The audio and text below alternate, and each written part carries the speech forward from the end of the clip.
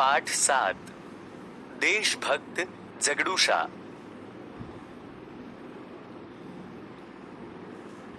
વિદ્યાર્થી મિત્રો, ઇતિહાસ અસંખ્ય ઘટનાઓથી ભરેલો પડેલો છે, પરંતુ એમાંથી કેટલીક ઘટનાઓ સદીઓ સુધી લોકોના હૃદયમાં સંગ્રહાયેલી, સચવાયેલી જોવા મળે છે। એવી જ એક દેશભક્તિ, સ્વામી ભક્તિ અને પ્રજા પ્રેમની વિરલ ઘટના યાદ આવે છે। હલ્દી ઘાટીમાં અકબર સામેના યુદ્ધમાં મહારાણા પ્રતાપની હાર થઈ છે। સૈન્ય લડી લડીને નબળું પડી ગયું છે। સૈનિકોને ખવડાવવા રાણા પાસે મુઠ્ઠી જુવાર પણ નથી। હવે શું કરવું, એની ચિંતામાં મહારાણા પ્રતાપ બેઠા છે। આવા મુશ્કેલીના સમયે જૈન સમાજના ભારમલના પુત્ર ભામાશા પોતાની તમામ સંપત્તિ મહારાણા પ્રતાપના ચરણે ધરી દે છે। સંપત્તિ એટલે તે સમયના 100 કરોડ રૂપિયા। આ સંપત્તિ મેળવી મહારાણા પ્રતાપ સૈન્ય જમાવે છે અને માતૃભૂમિને મુગલોથી આઝાદ કરે છે। ભામાશા આપણને શીખવે છે કે માતૃભૂમિ માટે મરી ન શકો તો કંઈ નહીં, પણ બીજી ઘણી રીતો છે જેનાથી તમે મા ભૌમને માટે કામ લાગી શકો છો। એટલે જ ભામાશાનું નામ ભામાશા તરીકે નહીં, પણ વીર ભામાશા તરીકે ઇતિહાસમાં અમર છે। સલામ છે વીર ભામાશાની દેશભક્તિને। વિદ્યાર્થી મિત્રો, આવો જ ભાવ ધરાવતો પાઠ આપણે આજે ભણવાના છીએ। તેનું નામ છે દેશભક્ત જગડુશા। પાઠના લેખકનું નામ રમણલાલ પીતાંબરદાસ સોની છે।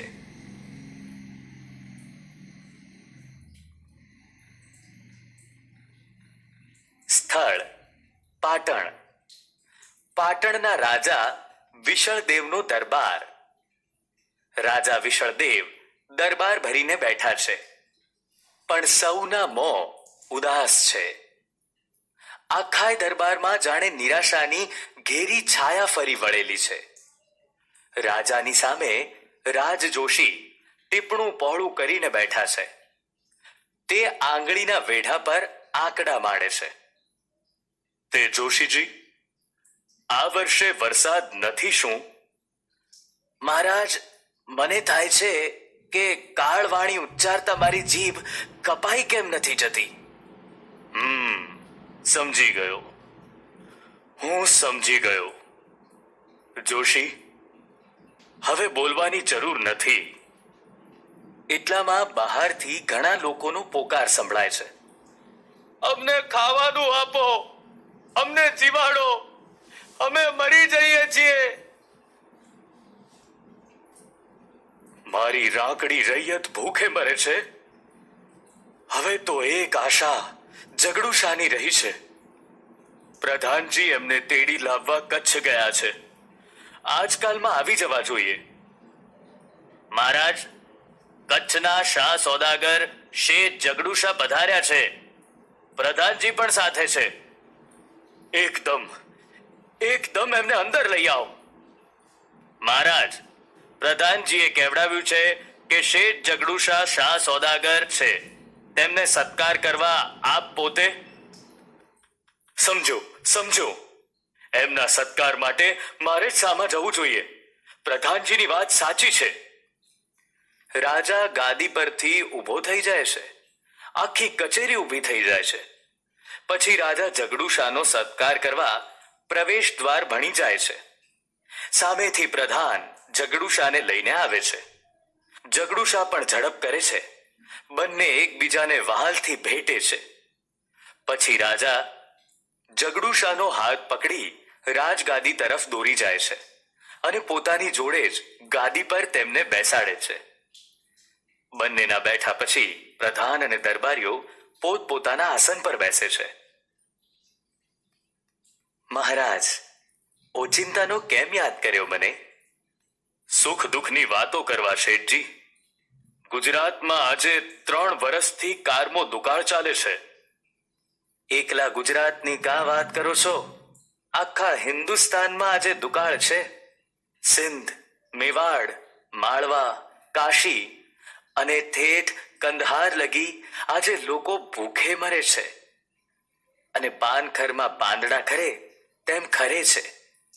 વખત એવો બારીક છે કે ભલભલાની લાજ જવાનો વખત છે.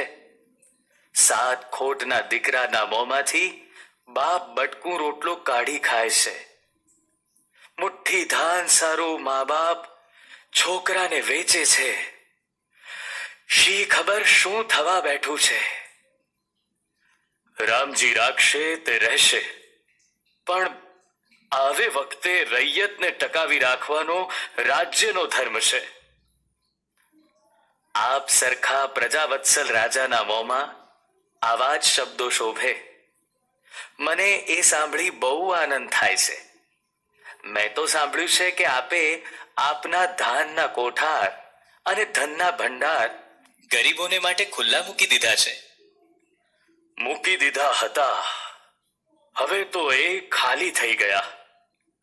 હવે મારા ધનના ભંડાર અને અન્નના કોઠારોય ખાલી ખમ પડ્યા છે. અને રૈયતના પેટનો ખાડો તો હજી ઊણો ને ઊણો જ છે. ધાર્યું તું કે 9 સાલ વરસાદ આવશે ને સૌ સારા બાના થશે, પણ વરસાદ આવ્યો નહીં. અધૂરામાં પૂરું તીડ પડ્યા. લોકો ત્રાહિમામ પોકારે છે, અમે મરી જઈએ છીએ, અમને જીવાડો, અમને જીવાડો, અમને અનાજ આપો.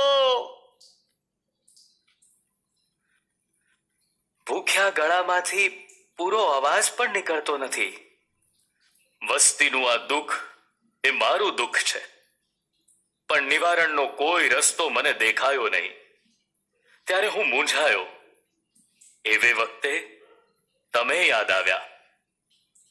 હું યાદ આવ્યો? કેવી રીતે? મારા સાંભળવામાં આવ્યું છે કે પાટણમાં જગડુશાની માલિકીની કેટલીક અનાજની વખારો છે. જગડુશાની માલિકીની અનાજની વખારો? મહારાજ, આપની કંઈક ભૂલ થાય છે. મારી માલિકીની કોઈ અનાજની વખાર મેં પાટણમાં કે કોઈ શહેરમાં રાખી જ નથી. તો અમે સાંભળ્યું એ શું? કંઈક સમજફેર થઈ હશે મહારાજ, કારણ કે વખારો મારી ખરી ને? હા, વખારો આપની છે અને છતાં એ આપની માલિકીની નથી એમ આપનું કહેવું છે. વાત એમ છે કે વખારો મારી છે એ વિશે કઈ શંકા નથી. અને એ વખારોમાંનું અનાજ? એ અનાજ મારું નથી. એ અનાજ તમારું નથી? તો શું તમે એ કોઈને દઈ દીધું છે? કોને દીધું? ક્યારે દીધું? હું તમને એના મોં માંગ્યા દામ આપત. એ અનાજ મારું નથી એ નિશ્ચિત છે. મેં કોને દીધું અને ક્યારે દીધું એ જાણવું હોય તો એમ કરો ને, એ વખારો ખોલાવી એની તપાસ કરાવો ને. કેવી રીતે ખબર પડશે? એમ જ ખબર પડશે. દરેકે દરેક વખારની અંદર ભીતપત્ર પર તાંબા પતરામાં લેખ લખાવીને જડાવેલો છે. તેમાં એ અનાજના માલિકના નામ થામ બધું લખેલું છે. ઠીક છે, ઠીક છે. હું એ માલિકની પાસે જઈશ ને કહીશ કે સુકાળ થયે તેને એક એક દાણા સાથે મોતી ગણીને આપીશ, પણ આજે મારી પર આટલી દયા કર.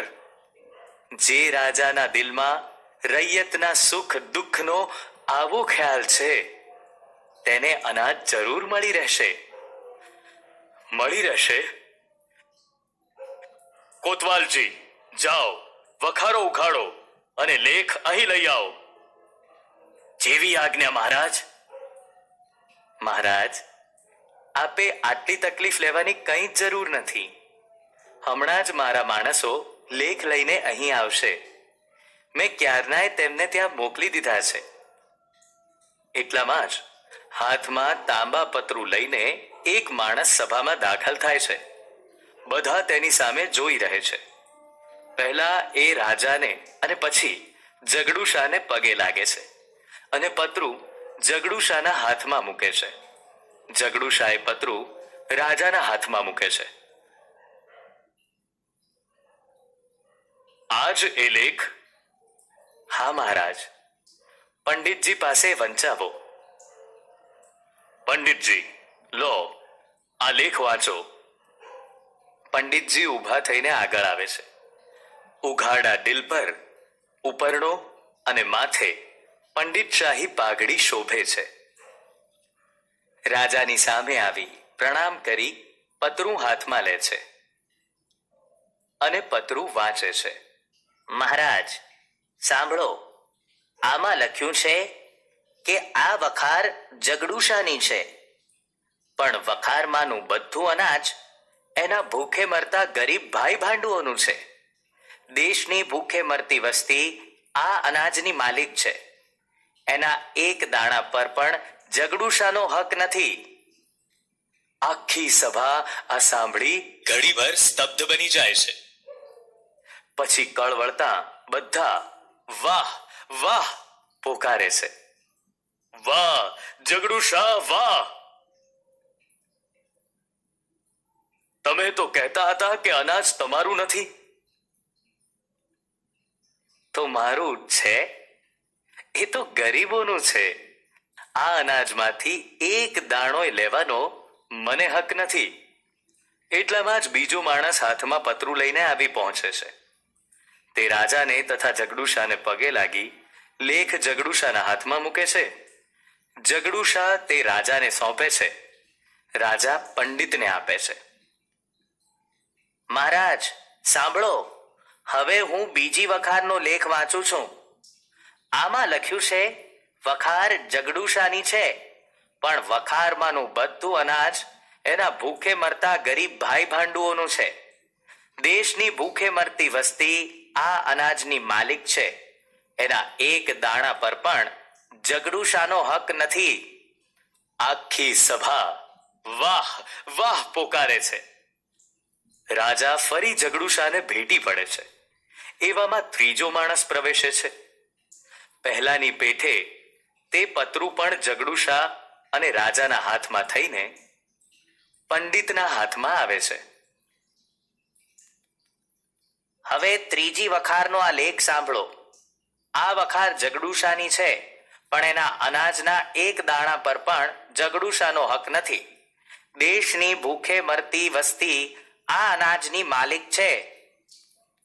વાહ વાહ વાહ વાહ! જગડુશા, આવી તમારી કેટલી વખારો છે ગામમાં? 40 હશે મહારાજ. 40 વખારો?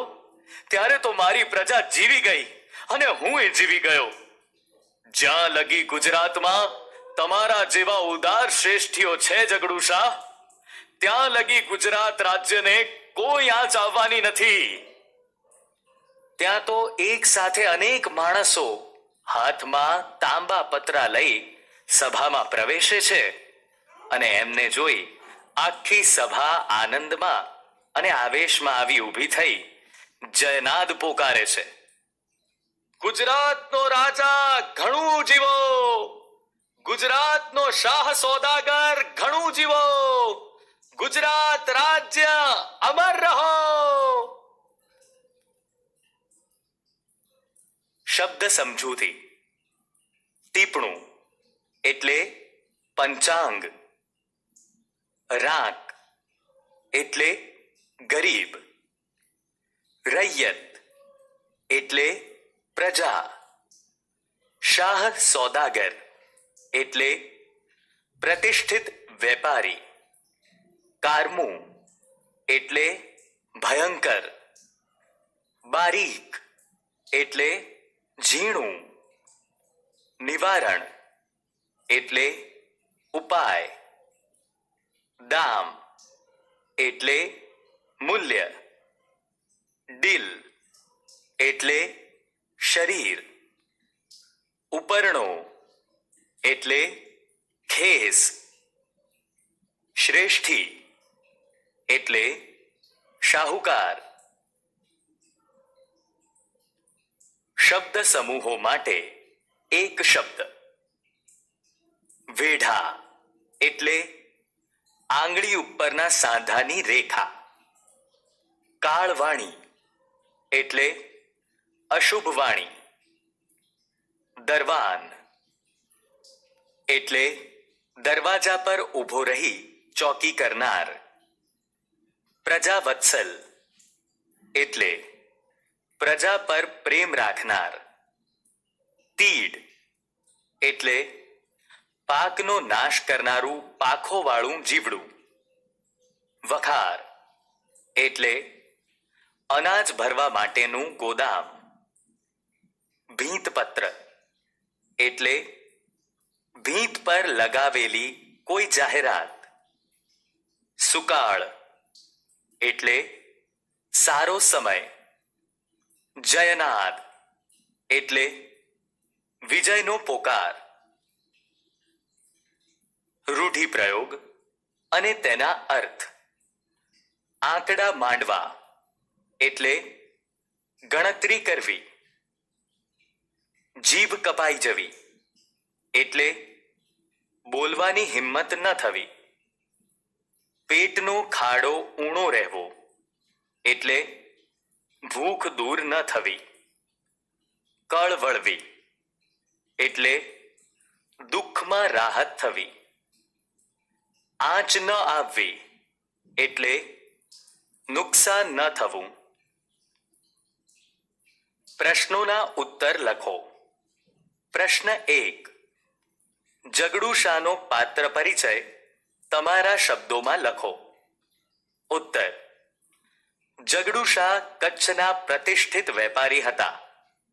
તેઓ માનવતાવાદી અને ઉદાર દિલના હતા. જ્યારે મુશ્કેલીનો સમય આવ્યો ત્યારે પોતાના બળે એકઠા કરેલા અનાજના કોઠાર ગરીબ પ્રજા માટે ખુલ્લા મૂકી દીધા. પાટણના રાજા વિશળદેવને દુકાળના સમયમાં મદદ કરવા તરત તૈયાર થઈ ગયા. રાજાએ તો દુકાળના સમયમાં મદદ કરવા કહ્યું, પરંતુ તેમણે તો એ પહેલા અનાજની 40 ગોદામમાં તાંબાના પત્રમાં લખી રાખેલું કે આ અનાજ પર જગડુશાનો નહીં પણ દેશની ગરીબ જનતાનો હક છે. દેશની ભૂખે મરતી પ્રજા જ આ અનાજની માલિક છે. આમ જગડુશામાં દયા, માનવતા, દેશ પ્રેમ જેવા ગુણો જોવા મળે છે. પ્રશ્ન 2. દરેક વખારના તાંબાના પતરામાં જગડુશાએ શું લખાવ્યું હતું? શા માટે? ઉત્તર. દરેક વખારના તાંબાના પતરામાં જગડુશાએ લખાવ્યું હતું કે આ વખાર જગડુશાની છે, પણ વખારમાંનું બધું જ અનાજ એના ભૂખે મરતા ગરીબ ભાઈ ભાંડુઓનું છે. દેશની ભૂખે મરતી વસ્તી જ આ અનાજની માલિક છે. એના એક દાણા પર પણ જગડુશાનો હક નથી. પ્રશ્ન 3. દુષ્કાળને લીધે રાજા અને પ્રજા કેવી પરિસ્થિતિનો સામનો કરી રહ્યા હતા? ઉત્તર. દુષ્કાળના સમયે રાજાએ પોતાના અનાજના ભંડાર પ્રજા માટે ખુલ્લા મૂકી દીધા હતા, જે હવે ખાલી થઈ ગયા હતા. વરસાદ આવ્યો ન હતો. ખેતરોમાં તીડ પડ્યા હતા. પ્રજાને આવા કપરા સમયે કઈ રીતે બચાવવી એ ચિંતા રાજાને સતાવતી હતી. પાનખરમાં ખરતા પાંદડા માફક લોકો મોતના મુખમાં જઈ રહ્યા હતા. 7 ખોટના દીકરાના મોઢામાંથી બાપ બટકું રોટલો કાઢીને ખાઈ લેતો હતો. મુઠ્ઠી અનાજ માટે મા બાપ પોતાના છોકરાને વેચી દેતા હતા. આમ રાજા અને પ્રજા દુષ્કાળને લીધે આવી ભયંકર પરિસ્થિતિનો સામનો કરી રહ્યા હતા. પ્રશ્ન 4. રાજા વિશળદેવને પ્રજાવત્સલ કહી શકાય તેવા 3 ગુણ દર્શાવો. ઉત્તર. રાજા વિશળદેવને પ્રજાવત્સલ કહી શકાય તેવા 3 ગુણ. 1. દુષ્કાળના સમયે પ્રજાને પેટ પૂરતું અન્ન આપવું એને રાજા પોતાનો ધર્મ ગણે છે. 2. પ્રજાના દુઃખને પોતાનું દુઃખ માને છે. 3. ભયંકર દુષ્કાળના સમયે અનાજના માલિકોને આજીજી કરે છે અને સુકાળ આવે ત્યારે અનાજના એક દાણા સામે મોતી સમાન કિંમત આપવા તૈયાર છે. પ્રશ્ન 5. રાજાએ જગડુશાને શા માટે તેડાવ્યા? ઉત્તર. પાટણ રાજ્યમાં કારમો દુકાળ પડ્યો હતો. રાજ્યની પ્રજા ભૂખે મરી રહી હતી. જગડુશા કચ્છના મોટા વેપારી હતા. રાજાને એમના પાસે આશા હતી કે અનાજ માટે તેઓ કંઈક મદદ કરશે. આથી રાજાએ જગડુશાને તેડાવ્યા. રૂઢિપ્રયોગોનો વાક્યમાં પ્રયોગ. વિદ્યાર્થી મિત્રો, આપેલા રૂઢિપ્રયોગોનો વાક્યમાં પ્રયોગ કરીએ. આંકડા માંડવા. રૂઢિપ્રયોગનો વાક્યમાં થયેલો પ્રયોગ જોઈએ. બાળકો શાળામાં આંકડા માંડી ગણિતના દાખલા ગણે છે. જીભ કપાઈ જવી ને વાક્યમાં વાપરીએ તો ખોટું બોલવાનું આવે ત્યારે જીભ કપાઈ જાય એ સાચો માણસ. 7 ખોટનો દીકરો હોવો. રૂઢિપ્રયોગનો વાક્ય પ્રયોગ આ મુજબ કરી શકાય. રાજીવ કાકા સૌમ્યને ખૂબ ચાહે છે કારણ કે એ તેમનો 7 ખોટનો દીકરો છે. હવે છેલ્લા રૂઢિપ્રયોગનો વાક્ય પ્રયોગ જોઈએ. સૌ સારા વાના થવા. પહેલાથી ધ્યાન રાખી વાંચશો તો સૌ સારા વાના થશે. મનગમતા સંવાદ લખો. વિદ્યાર્થી મિત્રો, આ નાટકમાંથી તમને ગમતા કોઈ પણ 3 સંવાદ લખવાના છે અને આ સંવાદો ગમવા પાછળના કારણો આપવાના છે. સંવાદ 1. એકલા ગુજરાતની કાં વાત કરો છો? આખા હિન્દુસ્તાનમાં આજે દુકાળ છે. સિંધ, મેવાડ, માળવા, કાશી અને ઠેઠ કંધાર લગી આજે લોકો ભૂખે મરે છે અને પાનખરમાં પાંદડા ખરે તેમ ખરે છે. વખત એવો બારીક છે કે ભલ ભલાની લાજ જવાનો વખત છે. 7 ખોટના દીકરાના મોંમાંથી બાપ બટકું રોટલો કાઢી ખાય છે. મુઠ્ઠી ધાન સારું મા બાપ છોકરાને વેચે છે. શી ખબર શું થવા બેઠું છે. રામજી રાખશે તે રહેશે, પણ આવે વખતે રૈયતને ટકાવી રાખવાનો રાજ્યનો ધર્મ છે. આ સંવાદમાં રાજા અને જગડુશા બંનેને રાજ્યના લોકોની ચિંતા છે. લોકો માટે બંને પ્રયત્નશીલ છે. આવી કપરી પરિસ્થિતિમાં પણ બંનેની હિંમત અકબંધ છે. વિદ્યાર્થી મિત્રો, પાઠમાંથી તમને ગમતા 2 સંવાદો લખી કારણ આપો અને શિક્ષકશ્રીને બતાવો. અર્થભેદ જાણી યોગ્ય અર્થ લખો. મિત્રો, અહીં કેટલાક શબ્દો આપવામાં આવ્યા છે. આ શબ્દો લેખનની રીતે થોડા સમાન લાગે છે, પણ ઉચ્ચારની રીતે થોડા જુદા પડે છે, પરંતુ અર્થની રીતે એકદમ અલગ પડે છે. ચાલો આ શબ્દો વચ્ચેનો અર્થભેદ જાણી તેમના યોગ્ય અર્થ લખીએ. ગાડી અને ગાંડી. ગાડી એટલે વાહન અને ગાંડી એટલે પાગલ સ્ત્રી. ઢગ અને ઢંગ. ઢગ એટલે ઢગલો અને ઢંગ એટલે રીત. સત એટલે સાચું અને સંત એટલે સાધુ મહારાજ. જગ એટલે દુનિયા, જ્યારે જંગનો અર્થ લડાઈ થાય. હસ શબ્દનો અર્થ હસવું થાય ને હંસ એક સુંદર પક્ષી છે. ભાગ